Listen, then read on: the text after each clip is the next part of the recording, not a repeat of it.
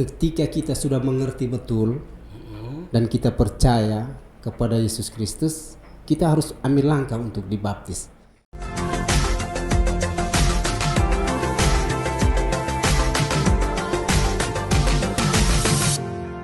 Pondok Cerita.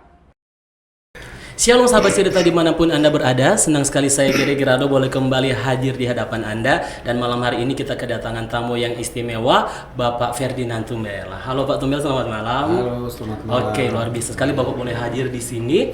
Nah Pak, selama ini Geri mengenal Bapak sebagai seorang pelayan Tuhan di gereja kami yang luar biasa, yang sangat memberkati Geri terutama.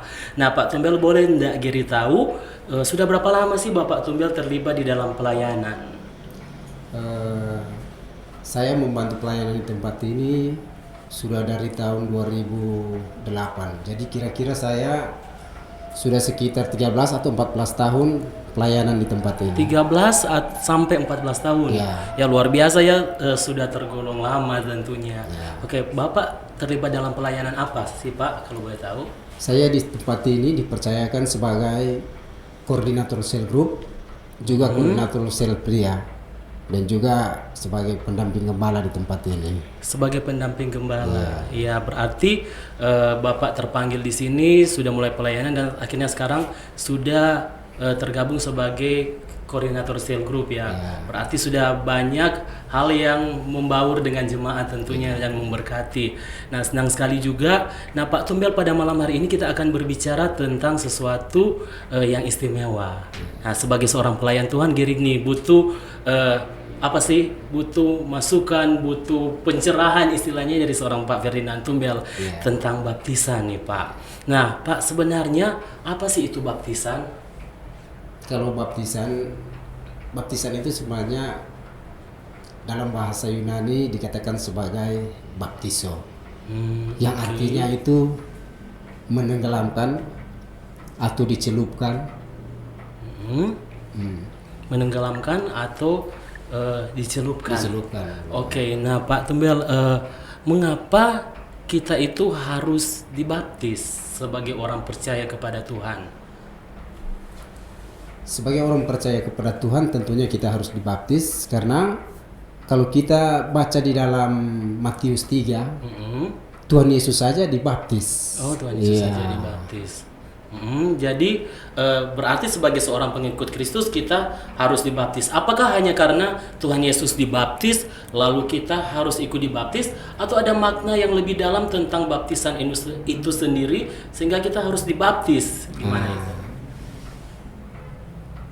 Tentunya selain Tuhan Yesus dibaptis, baptisan itu adalah suatu perintah. Oke, satu perintah. Satu perintah. Kalau kita baca di dalam Matius 28 ayat 19. Matius 28 ayat 19. Matius 28 ayat 19. Dia berbicara tentang apa Pak di dalam ayat? Jadikanlah seluruh bangsa muridku dan baptislah mereka. Dan baptislah mereka.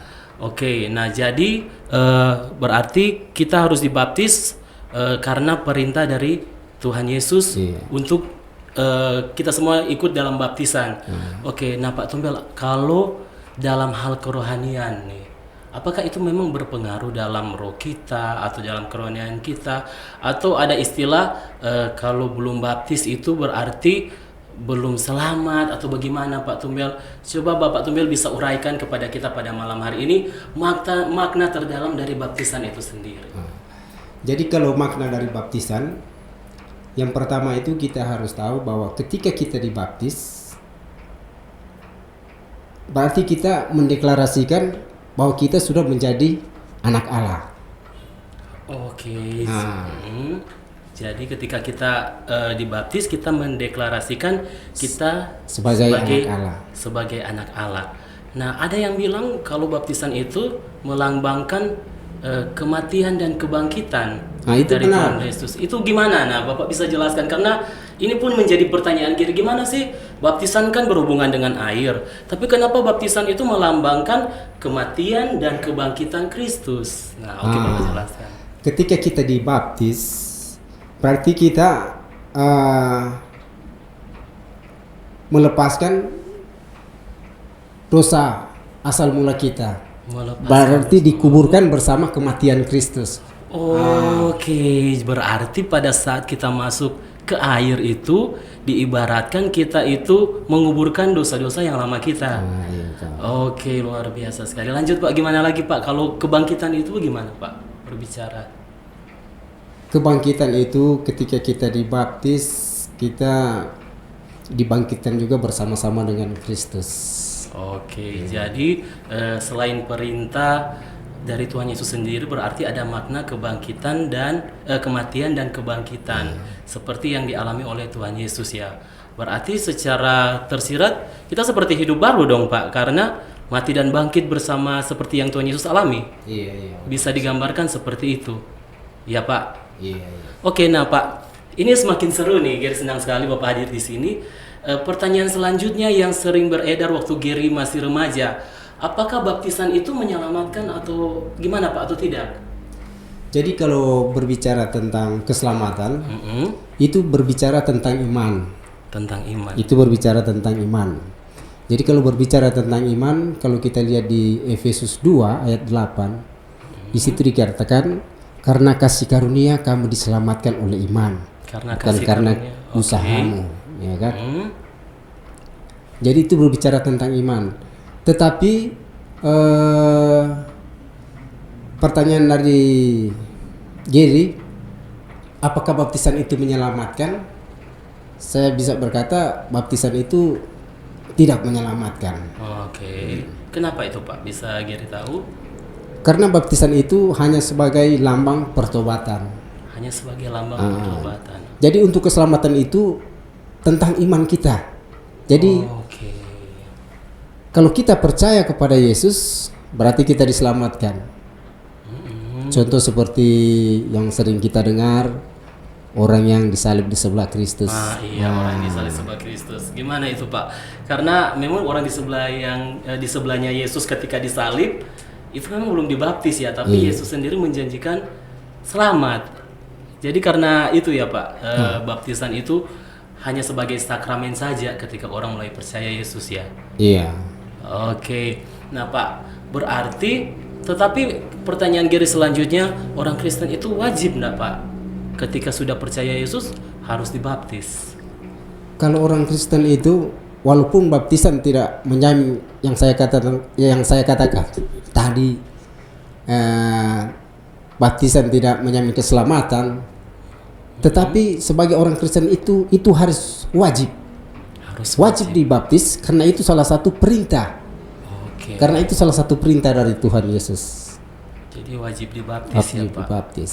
Jadi ketika kita orang mulai percaya, mengaku Tuhan Yesus sebagai Tuhan dan Juru Selamat, kalau Gary boleh bilang berarti langkah awal yang harus diambil adalah dibaptis ya. Iya. Oke, luar biasa sekali. Selain perintah Tuhan, makna terdalam kebangkitan dan kematian dan kebangkitan itu juga sebagai perintah Tuhan. Nah Pak, sebenarnya waktu terbaik untuk kita dibaptis itu kapan sih Pak? Sebenarnya kalau berbicara waktu terbaik, ketika kita sudah mengerti betul dan kita percaya kepada Yesus Kristus, kita harus ambil langkah untuk dibaptis. Tapi kalau kita belum mengerti, jangan dulu kita mengambil langkah atau berkomitmen untuk dibaptis. Nah, jadi kita mengerti. Kenapa kita harus mengerti dulu menurut Bapak untuk mengambil baptisan itu sendiri? Karena kalau kita dibaptis kemudian kita tidak mengerti, kita tidak tahu apa-apa tentang baptisan itu. Jadi hanya sekedarnya saja ya Pak, tapi tidak mengerti makna terdalam dari baptisan itu sendiri. Banyak juga pengalaman, misalnya baptisan itu mereka jadikan satu syarat di mana waktu mereka menikah itu karena diperlukan surat baptisan. Maka dengan gampang mereka menyerahkan diri untuk dibaptis. Tapi motivasi dari diri mereka itu hanya untuk supaya mendapatkan surat baptisan dan supaya mereka bisa menikah. Itu luar biasa.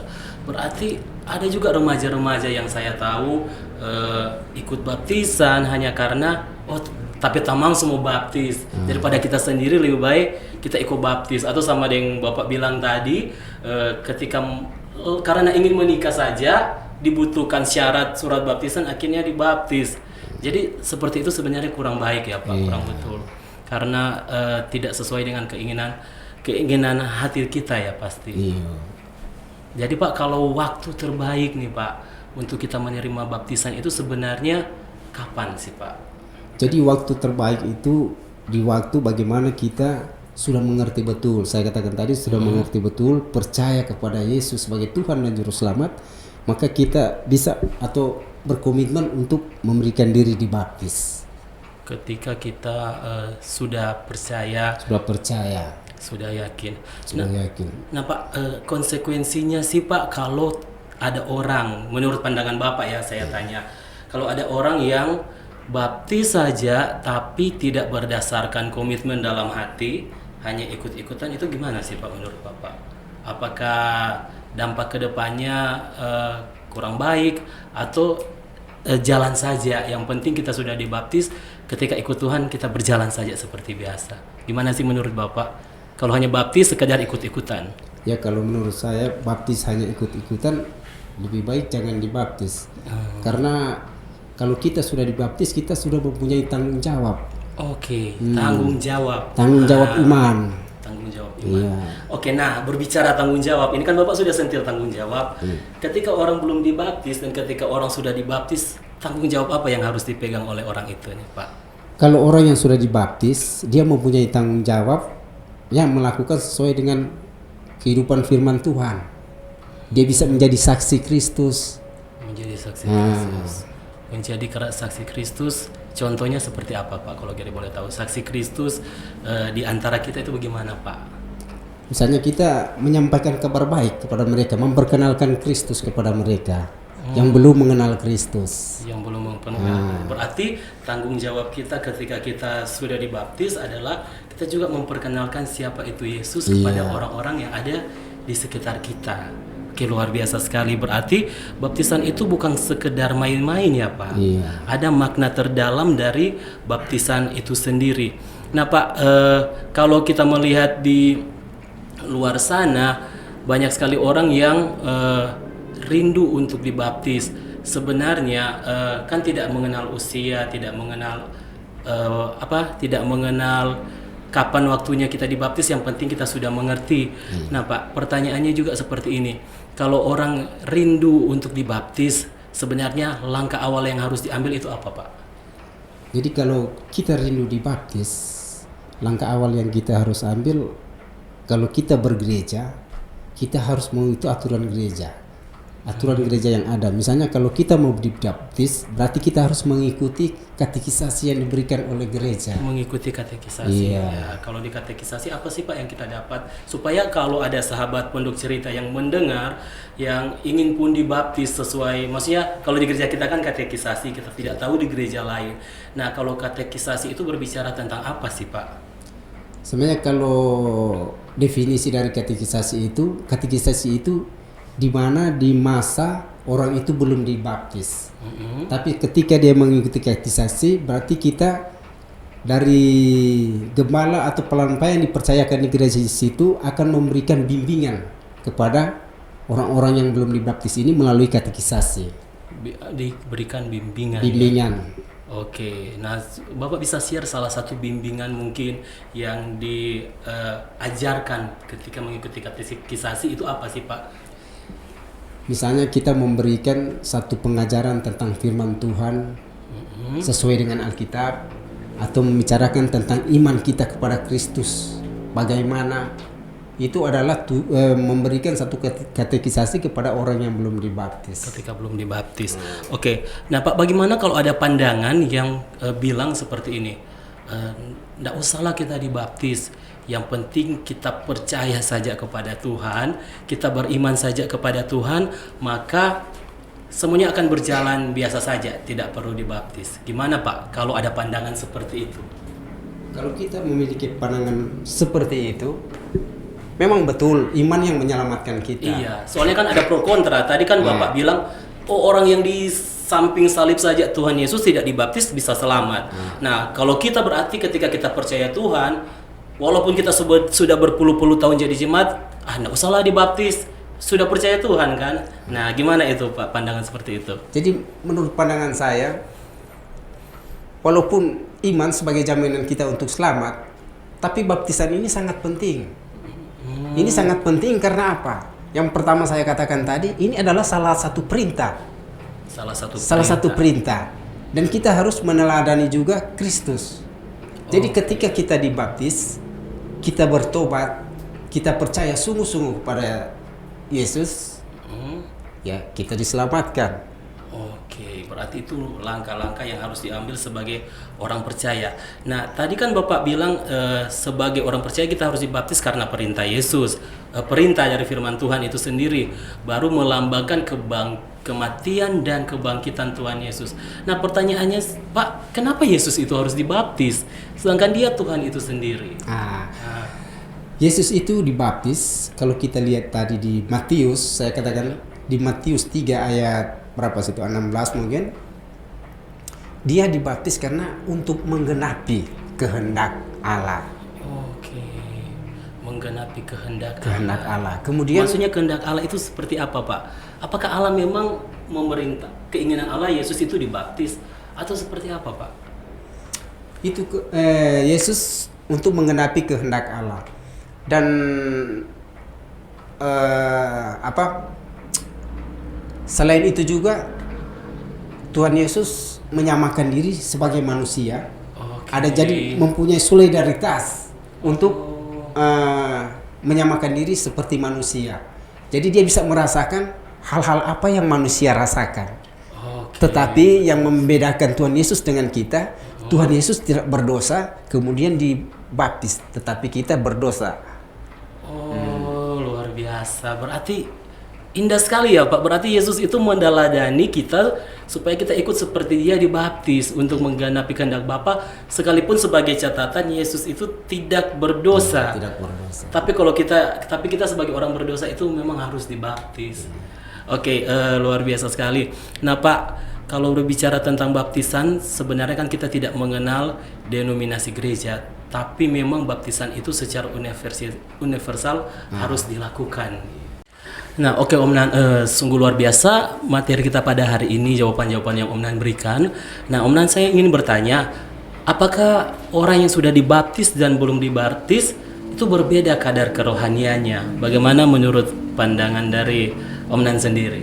Ya, menurut saya kalau berbicara tentang kadar rohani seseorang itu dia, saya tidak bisa mengatakan yang satu lebih, yang satu kurang. Tetapi ketika kita dibaptis, kita dimenangkan, sebenarnya kita menjadi orang-orang yang rendah hati. Kemudian kita bisa lebih apalagi menarik mereka untuk bisa ikut seperti kita dibaptis. Dan juga mempunyai, tentunya kalau sudah dibaptis mempunyai tanggung jawab. Oke, iya, berarti memang kita juga tidak bisa mengukur kadar kerohanian karena memang hanya pribadi lepas pribadi dan Tuhan sendiri ya yang tahu. Tapi tanggung jawab itu tetap harus kita emban ketika sudah dibaptis. Nah, lanjut Pak tentang baptisan ini. Bagaimana pandangan Bapak tentang baptisan 2 kali? Karena ada juga yang baptisan 2 kali, kalau pindah gereja itu dibaptis 2 kali. Kalau pandangan dari Om Nan yang Om Nan selama ini belajar dari firman Tuhan, itu gimana Om Nan? Jadi kalau masalah baptisan 2 kali, biasanya itu tergantung dari nominasi gereja tertentu dengan aturan-aturan gereja yang ada. Tetapi menurut pandangan saya, kalau memang kita dibaptis pada waktu itu kita tidak mengerti, sebaiknya kita bisa dibaptis lagi. Bisa dibaptis lagi. Iya. Tapi kalau sudah mengerti dan baptis di dalam nama Tuhan Yesus, berarti sudah ya Om Nan. Tapi ya seperti Om Nan bilang juga ya, semua tergantung denominasi gereja, peraturan-peraturannya. Iya. Oke.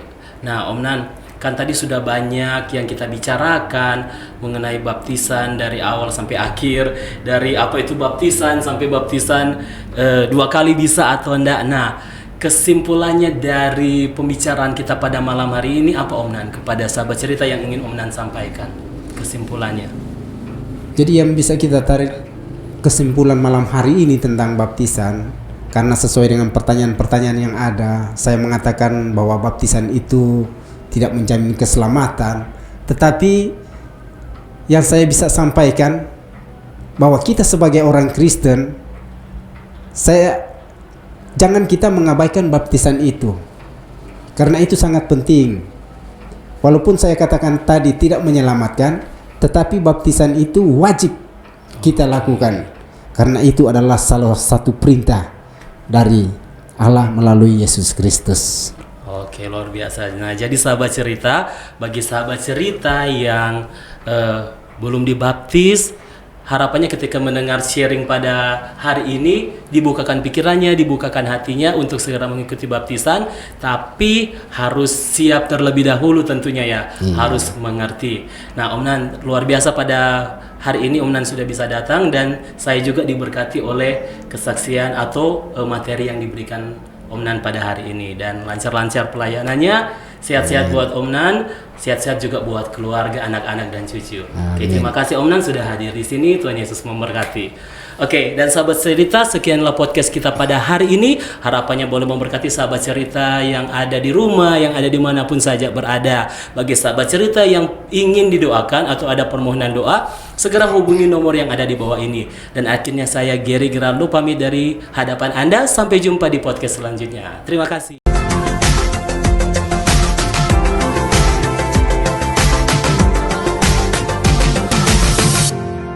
Pondok Cerita.